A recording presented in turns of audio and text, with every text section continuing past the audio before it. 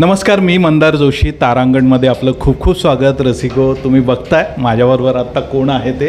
Big बॉसमधून अगदी ताजा उत्तम खेळ करून बाहेर आला आहे संकेत, मी तुझं खूप स्वागत करतो. खरं तर तुझी वाईल्ड कार्ड एंट्री होती, पण तू छान खेळलास, एकदम मस्त तिथं तुझा प्रेझेन्स होता. पण समहाऊ जिथं तू पोचायला होतंस तिथं पोचू शकला नाहीस. पण तू आता एकदम रिलॅक्स आहेस, छान मूडमध्ये आहेस. त्यामुळे आता तू विचारही केला असशील की काय राहून गेलं. त्यामुळे आधी त्याच्याबद्दल सांग, कशामुळं तुझा प्रवास जरा आधी थांबला. नाही, first of all thank you so much मला इथे बोलवल्याबद्दल. आणि हो, प्रवास तसा छोटा होता, पण त्याची दखल भाऊंनीसुद्धा घेतली. त्यांनी स्वतः सांगितलं की जरी छोटा असला तरी प्रवास हा इम्पॅक्टफुल होता. आणि आय गेस ते नेहमी महत्त्वाचं असतं. जसे आपले आनंद पण म्हणून गेलेत की जिंदगी लंबी नाही बडी होनी चाहिए. तर तसा एक कुठेतरी फील आला मला जेव्हा मी तिथून बाहेर पडलो.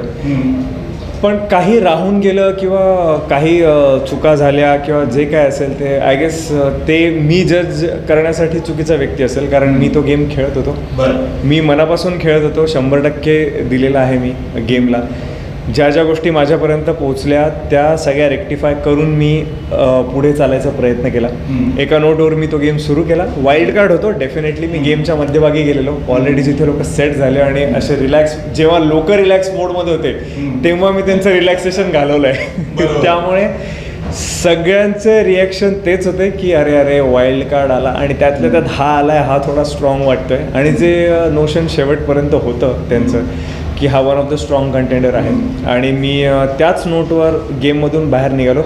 खूप सरप्रायझिंग होतं माझ्यासाठी की जर इतका स्ट्रॉंग प्लेअर आहे आणि इतकं सगळ्यांना स्ट्रॉंग वाटतोय, घरातल्या लोकांना सुद्धा वाटतं, आणि जे अपफ्रंटली तोंडावर बोलतायत माझ्या की नाही हा स्ट्रॉंग आहे, हा नाही जाणार. नॉमिनेशन्समध्ये पण ते बोलले, एविक्शनच्या वेळेस पण ते बोलले की हा नाही जाणार, ह्याच्या व्यतिरिक्त हा जाणार. पण मग असं काय झालं हे खरंच मला नाही सांगता येणार की इतकं सगळं असूनसुद्धा मी आज एविक झालो. पण ठीक आहे, ती परमेश्वराची इच्छा असं आपण म्हणायचं आणि आपलं काम, आपलं आयुष्य पुढे न्यायचं, एवढंच मी सांगू शकेल. पण मला सांग, तू बिग बॉसच्या घरात ज्यावेळी प्रवेश केला तर त्यावेळी असे कोणते सदस्य होते की ज्यांनी तुला पटकन आपलंसं मानलं, आणि असेही काही सदस्य असतील की जे तू अगदी बाहेर पडेपर्यंत तुला त्यांचा काही अंदाज आला नाही आणि समहाऊ नाही तुम्ही क्लिक झाला? आय गेस सगळ्यात पहिली सदस्य होती प्राजक्ता. हो, प्राजक्ता शुक्रे. कुठेतरी आम्ही खूप लवकर एकदम पटकन लेवलवर कनेक्ट झालो. आणि ती एक व्यक्ती होती. आणि असे 2-3 जण होते, जसं थोडंफार तोंडावर बोलणं किंवा नॉर्मल पर्सनल लाईफबद्दल बोलणं, पण गेमबद्दल काही तसं बोलणं झालं नाही. तसं राकेश त्यातला एक होता की लास्टपर्यंत तसं काही कनेक्शन झालं नाही गेमला धरून. तन्वी पण त्यातली एक होती, पण तरी तिच्याशी थोडंफार गेमबद्दल थोडाफार संवाद झाला असेल. तर असे हे 2 व्यक्ती ज्यांच्याशी पटकन कनेक्ट झालं आणि कोणाशी नाही कनेक्ट झालं. बाकी कोणाशी? राकेश, राखी यांच्याबद्दल काय सांगशील? राकेशशी तेच ना, नाही झालं. आपण असं म्हणू की हे मी सुरुवातीचा प्रश्न तुला विचारला होता, पण जसा तुझा स्टे तिथला वाढला, चांगला खेळ करत गेला, काय बॉन्डिंग झालं प्रत्येकाबरोबर तेही सांगितलं. येस, तर जसं प्राजक्ताशी बोलणं सुरू झालं, मग इव्हेंच्युअली ते एक चॅनलाइज होत गेल्या. प्रत्येक जणाशी मी स्वतः जाऊन बोलत होतो की आपण बोलूया, गेमबद्दल बोलू. पर्सनल लाईफबद्दल तर तसं तिथे काहीच बोलण्यासारखं नाही. तर गेमबद्दल मी प्रत्येकाशी इंडिव्हिज्युअली बोललो, ऑब्झर्व केलं. आणि over the period of days जसं राखीशी एक बॉन्ड क्रिएट झाला मैत्रीचा, ते फ्रेंडशिप आमची तयार झाली तिथे. आणि विशाल होता ज्याच्याबरोबर त्या तो एक स्ट्रॉंग प्लेअर आहे आणि मी इक्वली स्ट्रॉंग आहे. त्यामुळे डेफिनेटली तो पण बोललेलं की आपण खेळू एकत्र. मी होई बोललं नाही म्हटलं नाही, पण इव्हेंच्युअली मग जेव्हा वेळ आली जिथे मला कळलं की कोण माझ्या सपोर्टमध्ये आहे आणि कोण माझ्या सपोर्टमध्ये नाही, मग ते बघून इव्हेंच्युअली मी त्या लोकांबरोबर, विशालबरोबर, अनुश्रीबरोबर मी गेम खेळायला सुरुवात केली. राखीबरोबर गेम खेळायला सुरुवात केली. इव्हेंच्युअली ज्यांनी माझ्या बाजूने स्टँड घेतला, जिथे मला हिट आणि फ्लॉप द्यायचं होतं, तिथून ती सुरुवात झाली. तर मग राकेशशी कनेक्शन वाढलं, विशालशी कनेक्शन वाढलं त्या केसमध्ये. आणि मग ज्यांच्याशी नाही वाढलं त्यांच्याबरोबर मग एवढा संबंध नाही आला गेम खेळण्याचा. कोणाशी नाही वाटलं? जसं राकेशशी नाही आला, त्यांना मी फ्लॉपच वाटलेलो, त्यांना मी नकोच हवं होतो. तन्वीला मी फ्लॉप वाटलो, दीपालीला मी फ्लॉप वाटलो. दोघांशी किंवा त्यांच्याशी कधी बोलला नाही? नाही, बोललो. नॉर्मल बोलणं सगळ्यांशीच व्हायचं, पण जेव्हा गेमची गोष्ट यायची तेव्हा त्यांच्या गोष्टी क्लिअर होत्या की आम्ही आमचा ग्रुप आहे. थोडक्यात तू नको होत. हां, ते अपफ्रंट होतं. नको होतं मी त्यांना. बरोबर ना.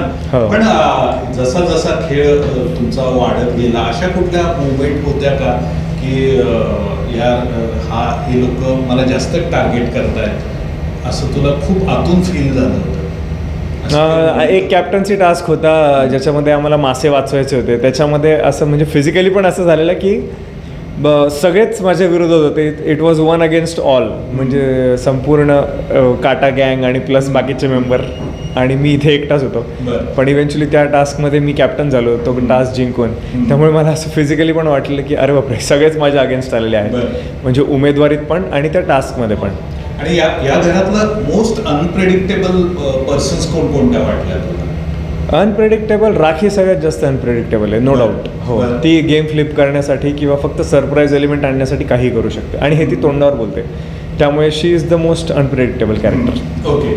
आणि एक खूप छान मोमेंट आला या बिग बॉसच्या घरात, तुझी बायको व्हिजिट केली. हो, हो. तर ती मोमेंट सांग जरा, काय तुझ्या भावना होत्या त्यावेळी? त्या आम्ही काही बघितलेल्याच आहेत. हो. बिहाइंड द सीन काही गोष्टी सांगा. नाही, I guess behind the scene काय नव्हतं, कारण जितकी आमची भेट होती ती सगळीच त्यांनी दाखवली आहे. बरं, काहीच ठेवलं नाही. काहीच ठेवलं नाही, कारण ते सगळं ऑर्गॅनिक होतं.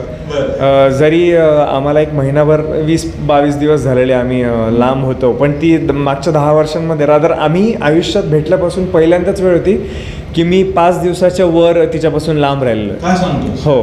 कधीच नाही, कधीच नाही. 2016 पासून अशी कधीच वेळ आली नाही की आम्ही 5 दिवसही एकमेकांपासून लांब राहिलो किंवा फोन नाही, की त्या 5 दिवसात सुद्धा फोन नाही केला. त्यामुळे ते सगळं ऑर्गॅनिक होतं, ते काय असं मेडअप नव्हतं. आणि बाकीच्या आमच्या पर्सनल गोष्टी बऱ्याच असल्यामुळे ते लोकांना ड्रामा वाटला असेल काही मी लोकांना. तुला तेच विचारणार होतो. अनेकांनी, म्हणजे तुला अजून तेवढा वेळ मिळाला नसेल, हो. पण अनेकांनी तुला ट्रोल केलंय आणि लोकांनी आपल्या जे भारतीय जवानांची उदाहरणं घेतली, हो. ते वर्षभर सीमेवर असतात पण अशा पद्धतीने व्यक्त होत नाहीत. ह्याच्याबद्दल तुला काय म्हणायचं? नाही, कोणी काय त्यांच्या बिचाऱ्या त्या सैनिकांच्या घरी जाऊन बघत नाही की ते घरी गेल्यावर कसे व्यक्त होतात. त्यामुळे त्यांच्याबद्दल बोलणं योग्य नाही, कारण ते सैनिक आहेत. एका सैनिकामध्ये आणि एक रियालिटी शो खेळणाऱ्यांमध्ये खूप फरक असतो. आणि तो सैनिकांचा अपमान नको करायला, म्हणून मी त्याविषयी नाही बोलत. कारण मला प्रचंड रिस्पेक्ट आहे सैनिकांबद्दल. तर त्यांना इथे घासून आणण्यात मला काही पॉईंट वाटत नाही. मी माझ्याबद्दल बोलेल. राहिली गोष्ट माझी आणि माझ्या बायकोची, तर तो आमचा बॉन्ड आहे, ते आमचं प्रेम आहे. आता ते किती डीप आहे आणि किती काय आहे ते आमच्यातली गोष्ट आहे. त्याच्यामुळे आम्ही कसे एकमेकांसमोर व्यक्त होतो आणि कसे नाही होत हा पूर्णपणे आमचा प्रश्न आहे. त्यामुळे आम्ही 10 दिवस लांब राहू, नाही तर 10 मिनटं लांब राहू, आम्ही भेटणार असेच भेटणार. जर तो लोकांना ड्रामा वाटत असेल तर I am sorry for them, पण आमचा बॉन्ड इतकाच डीप आहे आणि आमचं प्रेम तितकंच डीप आहे, त्याला मी काही नाही करू शकत. बरं, मला एक सांग, आता तू बाहेर आल्यानंतर फर्स्ट रिएक्शन तुझ्या बायकोची किंवा तुझ्या फॅमिली फ्रेंडची काय आहे? शॉक्ड होते ते लोक. जेव्हा मी बाहेर आलो, मीच पहिले शॉक्ड होतो. आणि मग जेव्हा त्यांना कळलं, त्यांना फोन करण्यात आला की संकेतला कुठे पाठवायचं, तेव्हा त्यांचं असं झालं की संकेतला पाठवायचं म्हणजे तो बाहेर आला. ते म्हटले हो, तर देवर शॉक्ड. आणि सुपर्णाला पण सांगितलं जेव्हा त्यांनी कळलं, तेव्हा ते म्हटले की कसं काय शक्य आहे म्हणे, पण आता जे चालू आहे टी व्हीवर त्याच्यावरून तर काय असं वाटत नाही. तर ते सगळे शॉक्ड होते आणि त्यांनाही वाटत होतं की ज्या प्रकारे तो स्पीड पकडलेला आहे, तर कुठेतरी बरेच अजून 2-3 आठवडे जे फिनालेपर्यंतचे आहेत तर आम्ही बघत होतो. मी स्वतःही बघत होतो, नाही म्हणणार, कारण तेवढी मेहनत मी घेतही होतो. आणि घरातल्या सगळ्यांना तसं वाटत होतं. त्यामुळे माझ्या घरच्यांनाही तसंच वाटत होतं की आता फिनालेमध्ये आपल्याला ह्याला बघायचं आहे. तर त्यांचा विश्वास नाही बसला. पण इव्हेंच्युअली तेच की त्या गोष्टी ज्या आपल्या हातात नसतात त्या गोष्टी आपण फक्त एक्सेप्ट करू शकतो, कारण नाही एक्सेप्ट केला तर मग त्याचा त्रास खूप होतो. बरं, आता बिग बॉस अगदी रंगतदार वळणावर पोहोचलेलं आहे. खूप महत्वाचे ट्विस्ट घडत आहेत. तुझं प्रेडिक्शन काय आहे? कारण तुला हा गेम कळला होता चांगला. तुला काय वाटतं की पहिल्या 3 मध्ये कोण असतील आणि फायनल ट्रॉफी कोण घेईल असं तुला वाटतं? फायनल ट्रॉफी सांगणं कठीण आहे, कारण अजून टॉप 8 मध्ये आहोत. 8 जण आहेत कंटेंडर्स, तर काहीही उलाढाल होऊ शकते. त्यातही 4-4 जण वाटले गेलेले आहेत. 2 ग्रुप्स अजूनही आहेत. टॉप 2-3 लोक, तन्वी एक स्ट्रॉंग कंटेंडर आहे, अनुश्री एक स्ट्रॉंग कंटेंडर आहे, जे जीव लावून खेळतील. म्हणजे मग काही आलं तरी, टास्क असो, बोलण्याची वेळ आली किंवा काही झालं तरी ते जीव ओततील, अशा त्या 2 कंटेंडर आहेत. म्हणजे तन्वी, अनुश्री, विशाल पण तसं करतो, पण मग तो जर टिकला तर वेल अँड गुड, तोही एक स्ट्रॉंग कंटेंडर बनेल. बाकीचे सगळेजण थोडे कमी, म्हणजे आता मी नाही तिथे, नाही तर मी पण तेच केलं असतं, कारण मी पण टास्कची वेळ, जेव्हा बोलायची वेळ, तेव्हा मी तिथे तेवढ्याच स्ट्रॉंगली उभं राहायचो. बाकीचे लोक थोडेसे कमी पडतात त्याच्यामध्ये. त्यामुळे त्यांच्यामध्ये थोडंफार वरखाली होऊ शकतं, कोणी शफल होऊ शकतं इकडे तिकडे. आणि तुझ्या प्रोफेशनल करिअर मधला हा खूप मोठा मोमेंट आहे, एवढी मोठी तुला प्लॅटफॉर्म मिळाला. राईट. ह्याच्या पुढचा तुझा प्रवास कशणार आहे, कशा पद्धतीने तू स्वतःला शेपअप करतोयस म्हणजे आपल्या या फील्डमध्ये आणखी पुढे जाण्यासाठी? डेफिनेटली हा करिअरमधला खरंच एक खूप चांगला टप्पा आहे, ज्याच्यामुळे खूप छान एक्सपोजर मिळालं आहे लोकांना. माझी जी पर्सनॅलिटी आहे, जो मी पर्सनली जसं आहे ते बघायला मिळाले. आजपर्यंत लोकांनी मला वेगवेगळ्या पात्रांमध्ये बघितलेलं आहे, कोणी राघव म्हणून, कोणी दुष्यंत म्हणून, कोणी विक्रम म्हणून. पण संकेत पाठक कसं आहे हे लोकांना इथे कळलेलं आहे. आणि डेफिनेटली ह्या गोष्टीचा फायदा मला पण होणार आहे आणि प्रेक्षकांना पण होणार आहे, कारण ओरिजिनल मी जसा आहे तसा कळलो. आणि ह्यामुळे मी इथून पुढे काय काय करू शकतो, चित्रपट म्हणा, मालिका म्हणा, जे काय रियालिटी शोज म्हणा, ते करण्यासाठी नक्कीच मला एक नवीन बूस्ट मिळेल आणि त्या सगळ्या गोष्टी सक्सेसफुल होणार हेही मला माहिती आहे. स्वतःची ओळख काय असावी असं वाटतं? माझी स्वतःची ओळख एक स्टार परफॉर्मर म्हणून असावी, एक स्टार आर्टिस्ट म्हणून असावी असं मला वाटतं. आणि मी त्याच दिशेने पाऊल टाकतो रोज. बरं, तू मूळचा मुंबईकरच आहेस? माझी कर्मभूमी मुंबई आहे, मी मूळचा नाशिकचा आहे. बरं. हो. आणि किती वर्षात मुंबईत आहेस? मला 10 वर्षाच्या वर झाले मुंबईमध्ये.